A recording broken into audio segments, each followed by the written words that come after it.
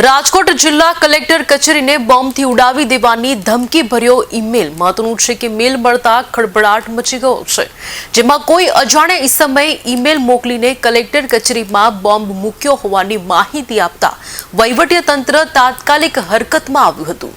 આ ધમકીને પગલે crime branch, special operation group SOG અને ડોગ સ્ક્વોડ સહિતની પોલીસની ટીમો તાત્કાલિક કલેક્ટર કચેરી ખાતે દોડી ગઈ હતી. આ સિવાય બોમ્બ ડિસ્પોઝલ સ્ક્વોડ પણ ઘટના સ્થળે પહોંચીને તપાસ હાથ ધરી હતી.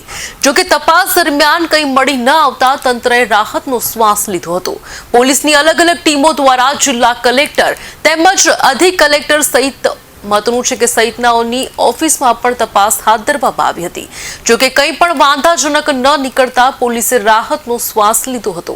જ્યારે સાયબર ક્રાઇમની ટીમ દ્વારા ઈમેલ મોકલનાર વ્યક્તિનું આઈપી એડ્રેસ ટ્રેક કરવા સહિતની કામગીરી હાથ ધરવામાં આવી હતી. ઉડાવી દેવાની ધમકી આપવામાં આવી છે. શું સમગ્ર મેલ છે અને આ બાબતે આપણે કઈ પ્રકારનું ચેકિંગ છે કરવામાં આવ્યું છે? આજે ઈમેલના માધ્યમથી એવી સૂચના આપવામાં આવી હતી કે કલેક્ટર કચેરી અને તેના પ્રિમાઇસીસની અંદર સિક્યોરિટી થ્રેટ છે અને એ ઈમેલની જાણ માન્ય કમિશનર સાહેબને કરવામાં આવી હતી.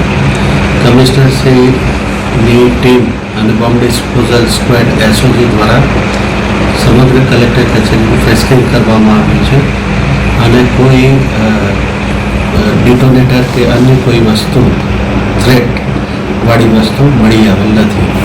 આ અંગેની જે ઈમેલ આઈડીથી ઈમેલ આવ્યો છે એની તપાસણી ચાલુ છે. શું નામથી મેલ આવ્યો હતો?